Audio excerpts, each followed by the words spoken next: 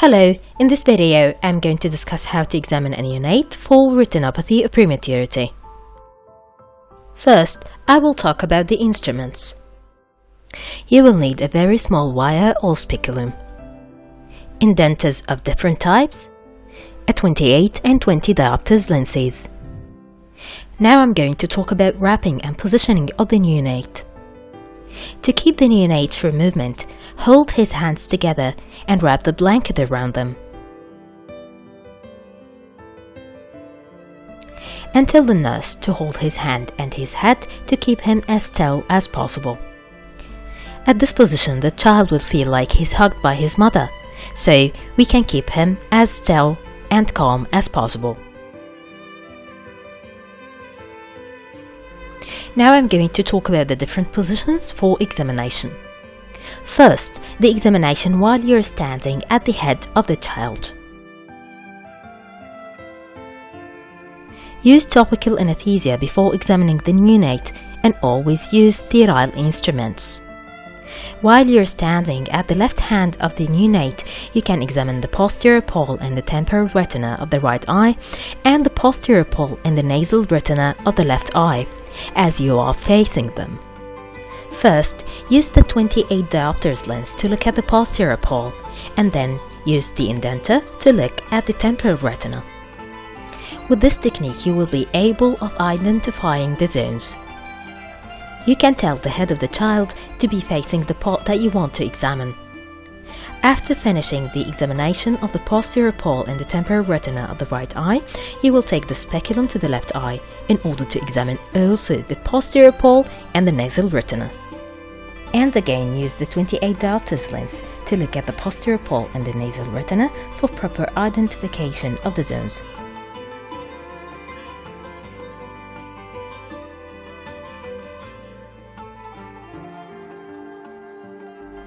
After you finish the examination at the left hand of the child, you will switch your position with your assistant in order to be able of examination of the reverse.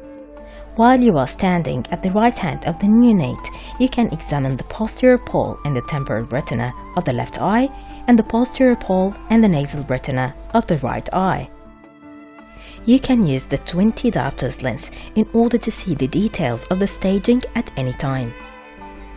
After finishing the examination of the posterior pole and the temporal retina of the left eye, take the speculum to the right eye to examine the posterior pole and the nasal retina.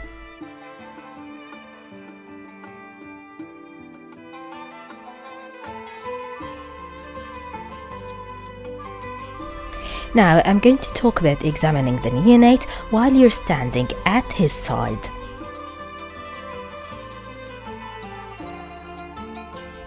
While you are standing at the right hand of the child, you can look at the posterior pole and the temporal retina of the left eye, and you can also examine the posterior pole and the nasal retina of the right eye. First, use the 28 diopters lens to look at the posterior pole, and then use the indenter to help in rotation and indentation of the globe in order to look at the temporal retina. This helps you with proper zone identification.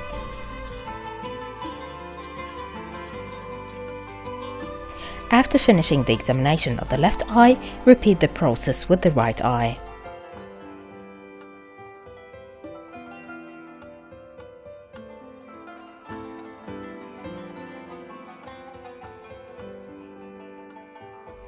You can tilt the head a little bit in order to be facing the part that you want to examine. After finishing the examination at the right hand of the neonate, switch the neonate position in order to be standing at his left hand.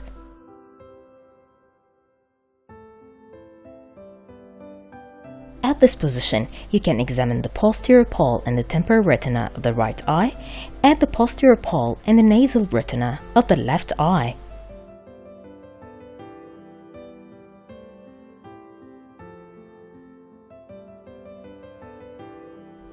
You can use the 20 diopters lens for better identification of the details of the stage.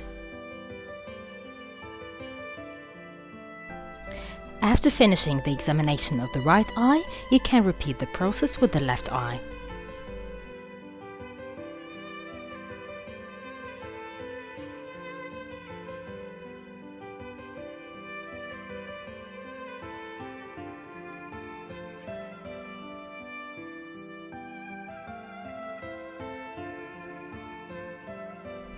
Now we will take a closer look in order to identify how to rotate and indent the globe.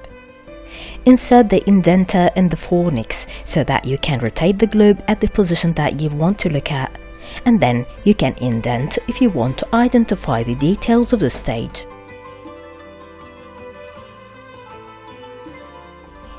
Move the indenter carefully while you want to rotate the globe and don't make any pressure. But if you want to indent at this time, you will make gentle pressure on the globe.